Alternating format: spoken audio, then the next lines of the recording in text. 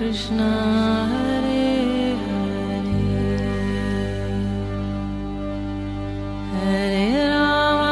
हरे राम राम राम हरे हरे।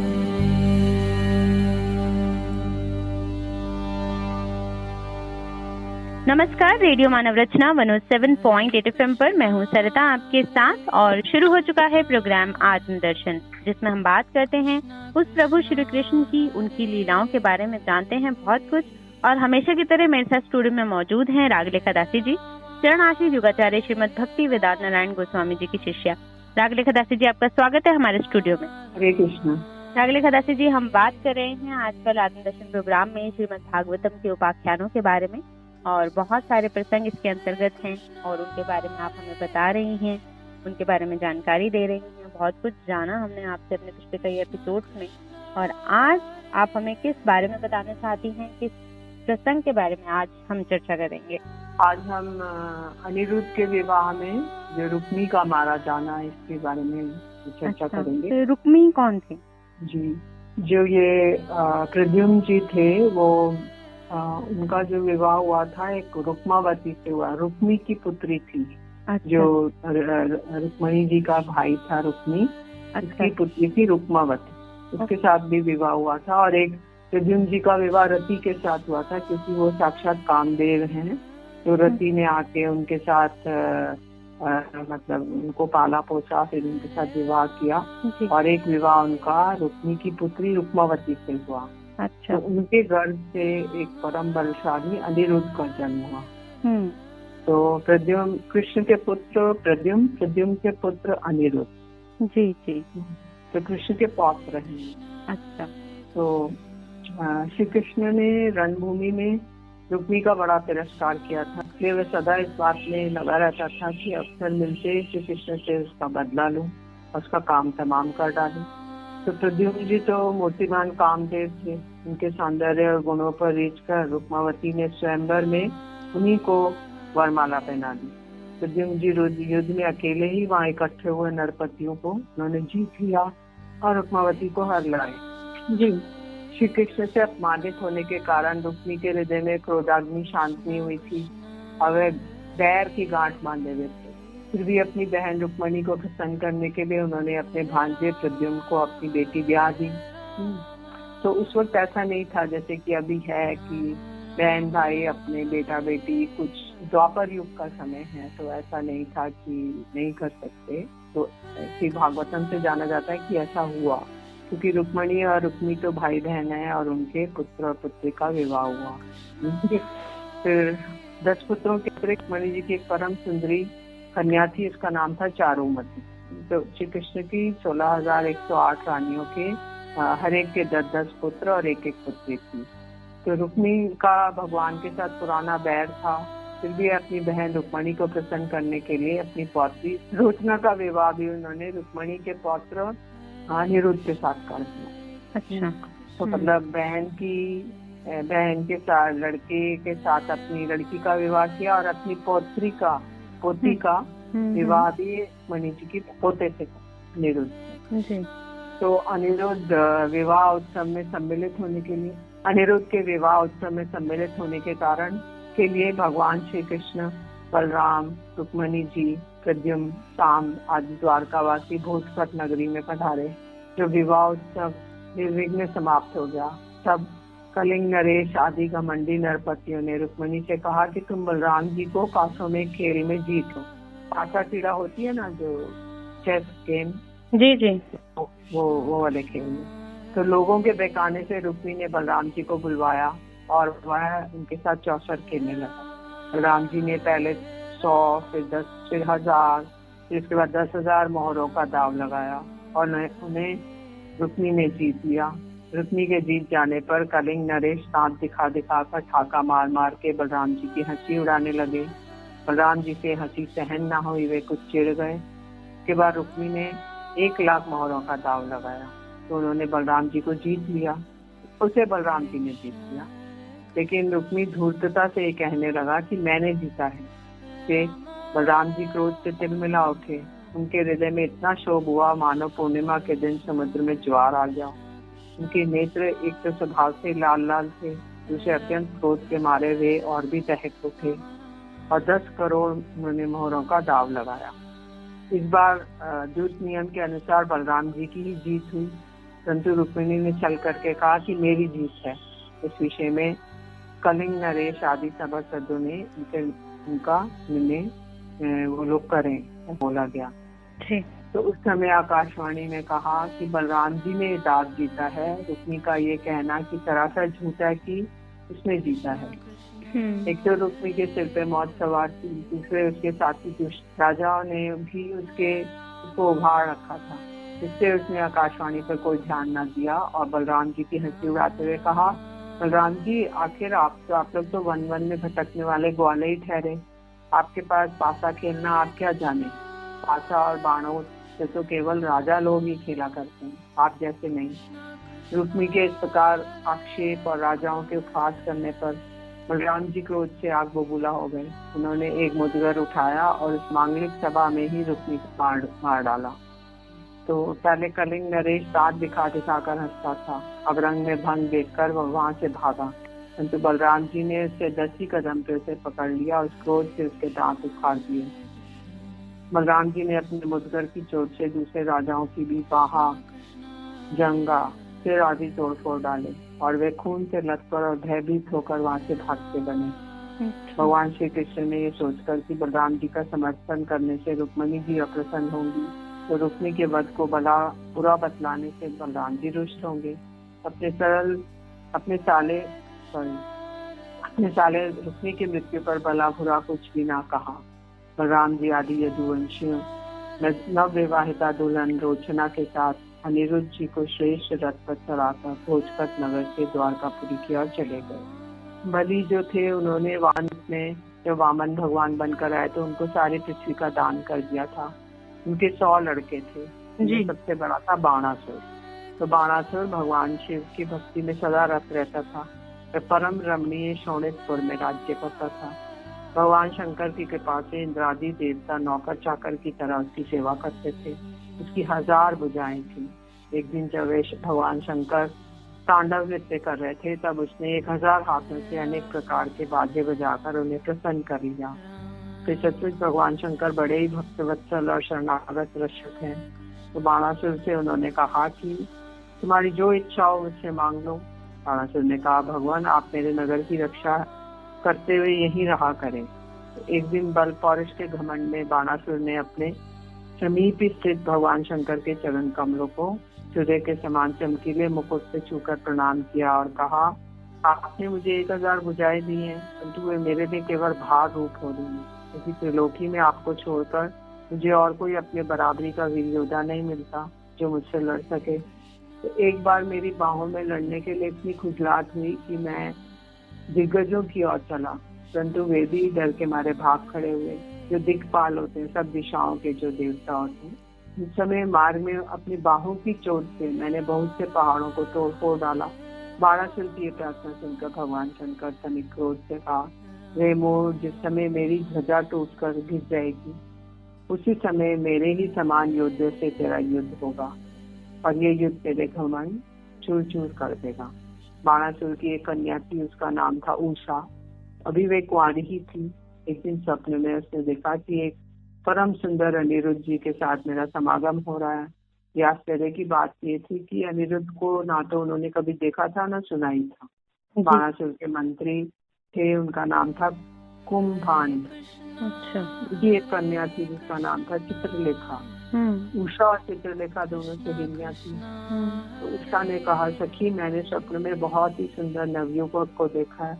उसके शरीर का रंग सांवला सांवला सा है, नेत्र कमल दल के समान है, शरीर पर पीला पीला पीताम्बर फहरा रहा है, भुजाएं लंबी लंबी हैं और वे स्त्रियों के चित्त चुराने वाला है। चित्रलेखा ने कहा, सखी यदि वह तुम्हारा चित्र चोर त्रिलोकी में कहीं भी होगा, उसे तुम यदि पहचान सकोगी तो मैं तुम्हारा बेड़ा ऐसा अवश्य शांत कर दूंगी। मैं चित्र बनाती हूँ, तुम अपने चित्र प्राण वल्लभ को पहचान कर बतला दो और फिर वे चाहे कहीं भी होगा मैं उसे तुम्हारे पास ले आऊंगी। ये कहकर चित्रलेखा ने बात की बात में बहुत से देवता, गंधर्व, सिद्ध, चारण, पनंग, दैत्य, विद्याधर, यक्ष, मनुष्यों के चित्र बनाते।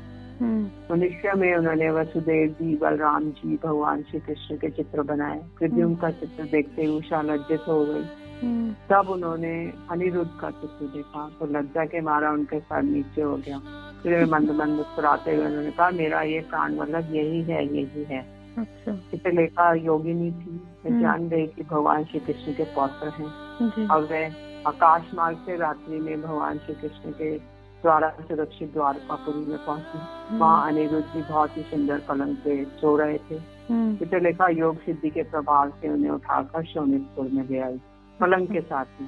अच्छा। और उन्होंने सखी उषा को प्रियतम के दर्शन करा दिया और अपने परम सुंदर प्राण वल्लभ को पाकर आनंद की अधिकता से उनका मुख कमल प्रफुल्लित हो उठा उषा का। वह अनिरुद्ध के साथ अपने महल में विहार करने लगी। उसका अंतपुर इतना सुरक्षित था कि उसकी और कोई पुरुष झांक तक नहीं सकता था। उषा का प्रेम दिन दुना रात चौगुना बढ़ता जा रहा था। अब उनकी सेवा शुश्रूषा से अनिरुद्ध बड़े प्रसन्न हुए। उन्होंने बहुत सत्कार किया और उषा के प्रेम से उन मन को उनके वशीभूत कर लिया।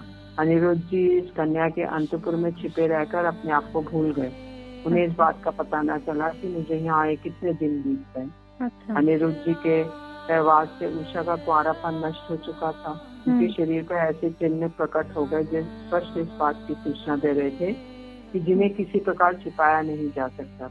उषा बहुत प्रसन्न रहने लगी। पहरेदारों ने समझ लिया कि इसका किसी न किसी पुरुष से संबंध अवश्य हो गया। उन्होंने जाकर बाणासुर से निवेदन किया कि हम लोग बिना क्रम टूटे रात दिन महल का पहरा देते रहते हैं। आपकी कन्या को बाहर के मनुष्य देख भी नहीं सकते, फिर भी ये कलंकित कैसे हो गई, इसका कारण हमें समझ में नहीं आ रहा। पहरेदारों से समाचार जानकर कि कन्या का चरित्र दूषित हो गया है, बाणासुर के हृदय में बड़ी पीड़ा हुई। झटपट उषा के महल में जा धमका और देखते अनिरुद्ध जी वहाँ बैठे हुए हैं। अनिरुद्ध जी स्वयं कामावतार प्रद्युम्न जी के पुत्र हैं। अनिरुद्ध जी उस समय अपने सब ओर से सज धज कर बैठी हुई प्रियतमा उषा के पास साथ पासे खेल रहे थे। उन्होंने उषा के सामने बैठा देखकर बाणासुर विस्मित चकित हो गया। जब अनिरुद्ध ने देखा कि बाणासुर बहुत से आक्रमणकारी शस्त्र अस्त्र से सुसज्जित है, सैनिकों के साथ महल में घुस आया है, तब वे उसे धराशायी कर देने के लिए लोहे का एक भयंकर परिध लेकर डट गए। मानो स्वयं कालदंड मृत्यु खड़ा हो। जब बाणासुर ने देखा कि ये तो मेरी सेना का संहार कर रहा है, तब वे क्रोध से तिलमिला उठा और उसने नागपाश से उन्हें बांध लिया। उषा ने जब सुना कि उसके प्रियतम को बांध लिया है तो वे अत्यंत शोक और विषाद से विवल हो गई और नेत्रों से आंसू धारा बहने लगी और वह रोने लगी। जी, तो इस तरह से जो है अनिरुद्ध और बाणासुर का युद्ध एक तरह से शुरू हो गया था। आगे और भी जानेंगे इस कथा में क्या हुआ, लेकिन एक छोटे से ब्रेक के बाद सुनते हैं एक प्यारा सा भजन, फिर लौट कर आते हैं। आप जुड़े रहिए रेडियो मानव रचना 107.8 FM के साथ प्रोग्राम आत्मदर्शन में। Feel good feel live. Anupam Madhuri जोरी हमारे श्याम श्यामा की। अनुपम माधुरी जोरी हमारे श्याम श्यामा की। रसीली रस भरी अखियाँ हमारे श्याम श्यामा की।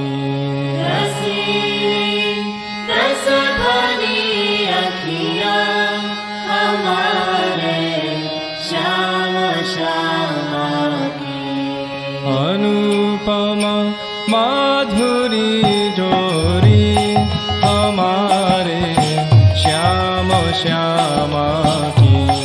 अनुपम माधुरी जोरी हमारे श्याम श्यामा की। रसीली रस भरी अखियाँ हमारे श्याम श्यामा की।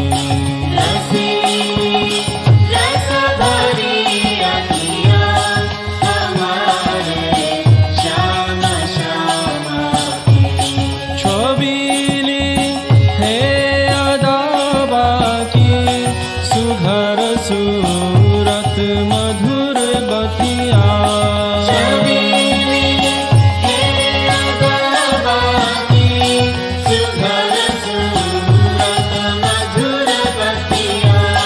छबीली है अदाबा की सुघर सूरत मधुर बतिया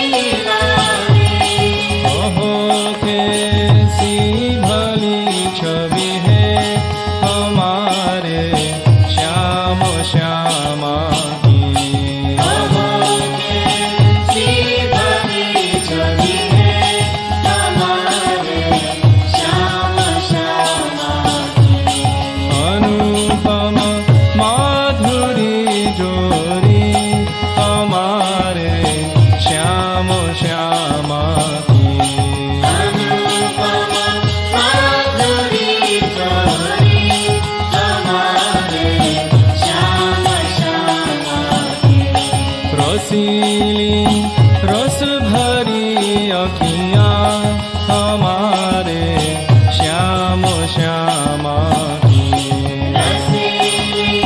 रस भरी अखियाँ हमारे श्याम श्यामा परस पर मिल के जब बिहरे श्री वृंदावन की कुंजन में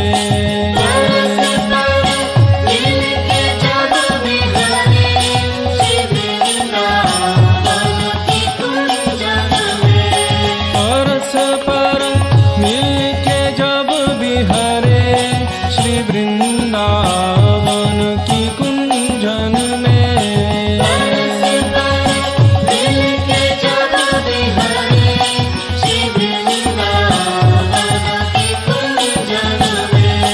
नहीं बर नत बने शोभा हमारे श्याम श्यामा की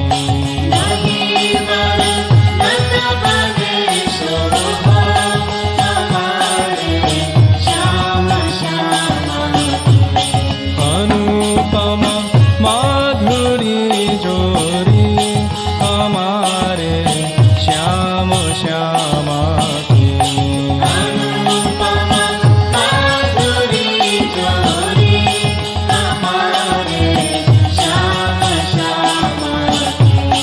रसीली रस भरी अखियाँ हमारे श्याम श्यामा की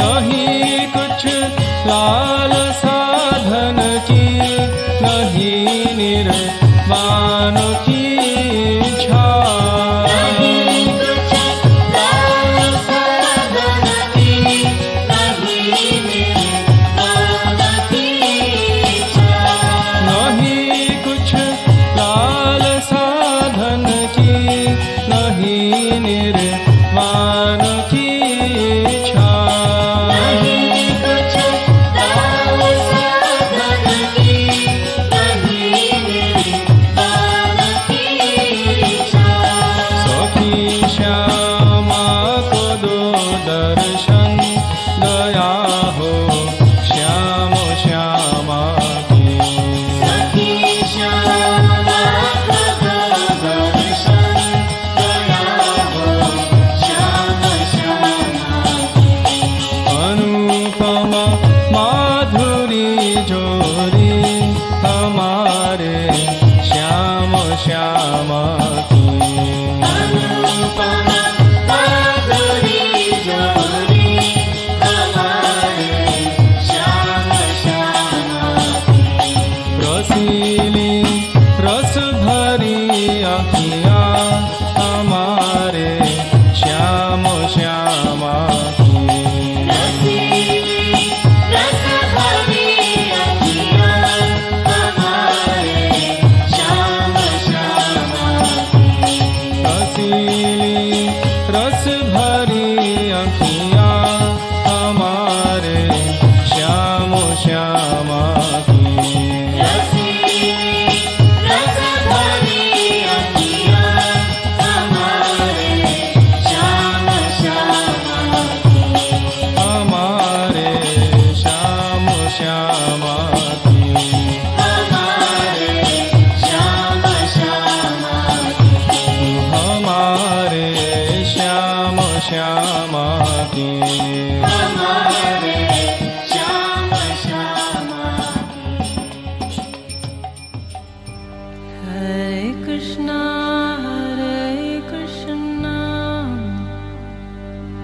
Krishna Krishna, Hare Hare,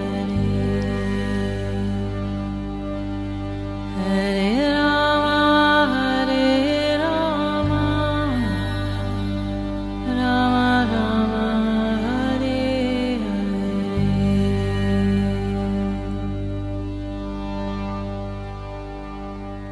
स्वागत है आप सभी का एक बार फिर रेडियो मानव रचना 107.8 FM सुन रहे हैं आप। मैं हूं सरिता आपके साथ और प्रोग्राम आत्मदर्शन में श्रीमद् भागवतम के उपाख्यानों के अंतर्गत हम बहुत सारे प्रसंग जान रहे हैं रागलिका दासी जी से।